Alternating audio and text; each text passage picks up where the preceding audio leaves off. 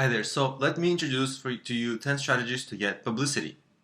This video is brought to you by Pies Academy. Yes, there are 10 ways. Number one favorite way is probably simplest to understand. There's helpareporter.com. It's basically often called HARO, which is an acronym. And basically what happens is reporters there, they write questions and they look for experts. So for example, I'm a business expert and marketing expert and mobile app expert. So if some journalist is writing a story and they need an expert and that journalist is not an expert and they need an expert, you can volunteer to be an expert and answer questions they have, and they might quote you in their story and link to your website, which will give you recognition from the publication in which they're writing. So that's a very nice thing. It also gives you a very nice link for SEO. And I've used Help a Reporter out, Haro. I've gotten mentions in Mashable, CBS News, and many smaller sites that are still pretty big, but just not as giant as those. Next, if you have something noteworthy, you might want to do a press release. PRweb.com or PRlog.com are good sites from which to distribute the press releases. The basic offering is free, and then if you want extra bells and whistles, it's also not too expensive, and it generally can be pretty effective. Next is actually I do want to mention that you want to have a good pitch before you really do a lot of press releases and things like that. You want to have a really good pitch, but I'll have more on that later in this video. So next is see if any of your friends or peers, business peers, where they're getting their publicity. If they are getting some publicity or some bloggers mentioning them or things like that, or they're on some podcast, just ask them how they got on there, ask for recommendation. They might just help you. So just like you may try to reach out, try to get recommendations from friends, why not build relationships with bloggers and journalists on your own? And by the way, I'm going to continuously say bloggers, journalists, and podcasters. So when I say journalists, just pretend like I'm saying all of those. So what you want to do is find the journalists who are covering your niche, right? And then friend them on social media like Twitter, maybe Facebook, join the same groups, and continue to sort of interact with them so that they kind of get to know you.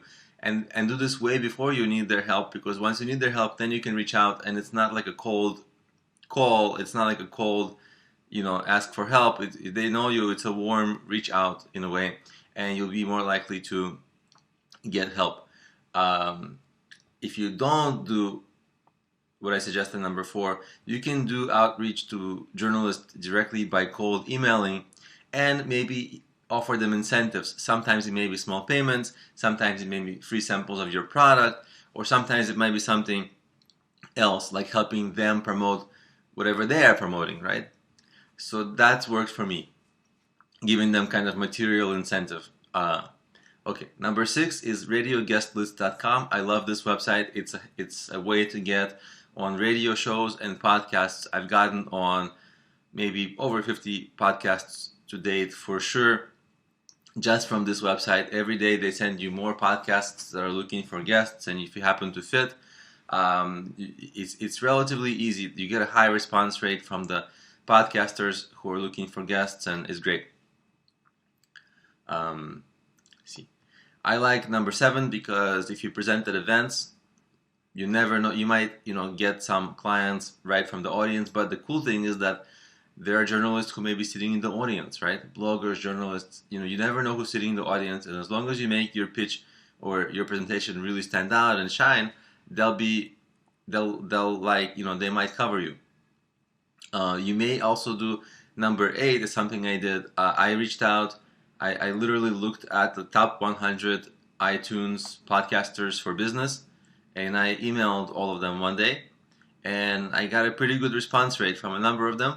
And it got me guest appearances on their shows, and some of them were pretty big. And the big ones, I still get exposure from to this day, and that was like a year and a half ago. So that has actually worked really well for me, and I've gotten a lot of secondary exposure, because a lot of the other people, a lot of the other journalists who listened to that podcast heard my episode and reached out to me to see if I would interview on their podcast. So that really worked out really well.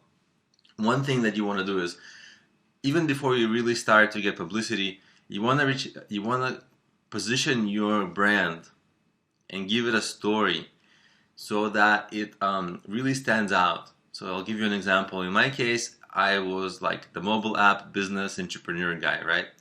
A lot of people, they wrote books about entrepreneurship, or they did other things about entrepreneurship, but not many people had apps because apps are hard to make.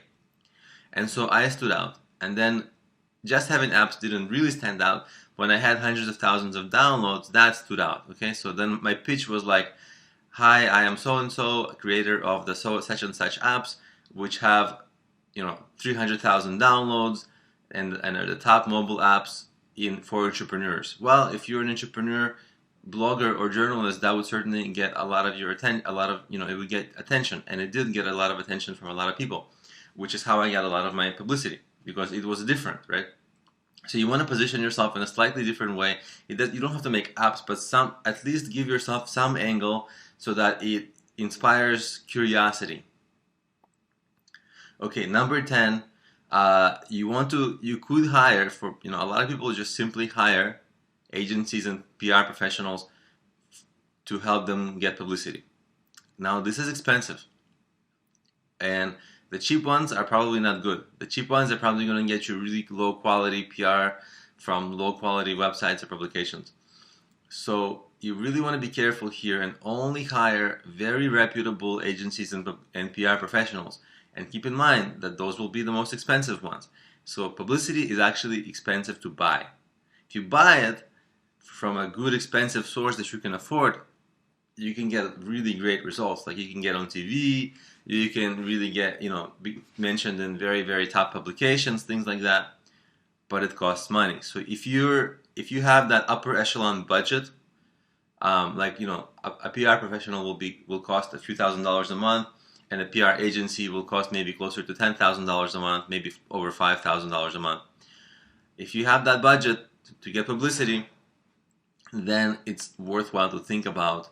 And if you don't have that budget, you might want to do the first 9 and just see how that goes for you, and whether publicity is actually, if it proves to give you the relevant, good traffic.